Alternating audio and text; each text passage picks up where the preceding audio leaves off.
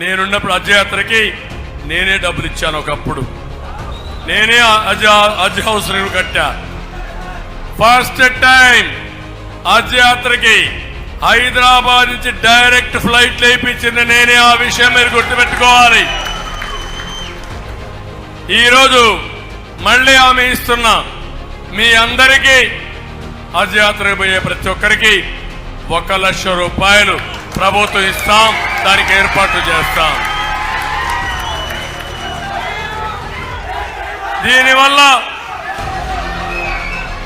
దీనివల్ల మీకు ఏ ఇబ్బంది లేకుండా మీరు పోయొచ్చే అవకాశం వస్తుంది.